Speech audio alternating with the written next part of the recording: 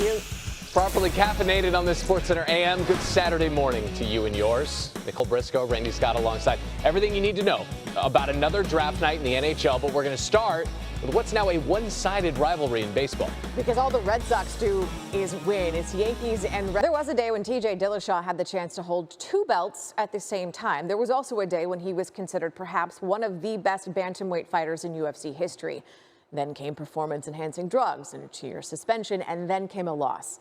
Fast forward a couple of years, and this is a comeback story in the making.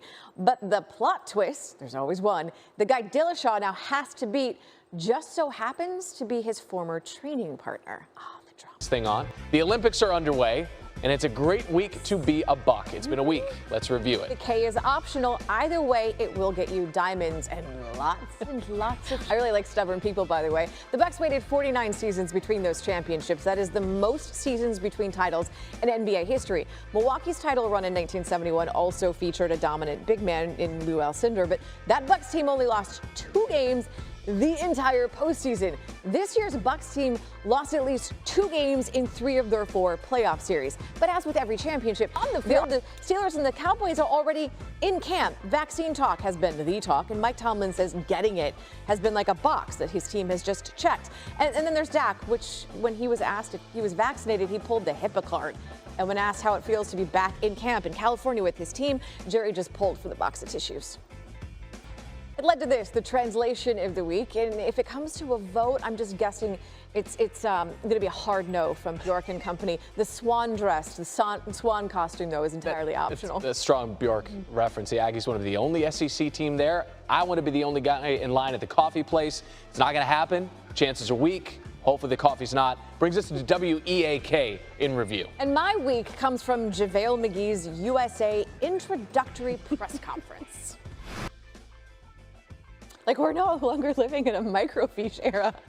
These things, these facts live on the Googler, perhaps social media. Also, why? Where are you going with this? Also, JaVale McGee's mom is Pamela. She played with the Sparks. She won a gold medal at the '84 games. Her favorite color, you know what? Google didn't immediately provide that, but I bet I could find it with just a little bit of effort.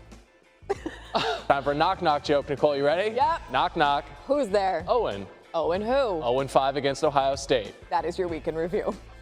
Are underway, and it's a great week to be a buck. It's been a week. Let's review it. K is optional. Either way, it's going to get you diamonds and lots of champagne. Now, in case you know, there was a time when professional athletes were not allowed to play in the Olympics. Now, when Team USA basketball lost in that era, it wasn't as, oh my God, shocking than, say, Kevin Durant, Bradley Beal, Damian Lillard losing to Nigeria. Like, the Team USA bar is high, or in this case, it's as large as literally 7 max contracts on a roster. It is gold or nothing. And for those expectations, you can blame the original dream team. Here's Jeremy Schaap.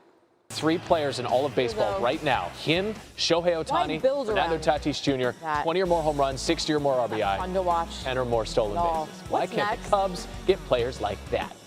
Cheerleading competition next on ESPN2. SportsCenter over on ESPN with... Bye, guys.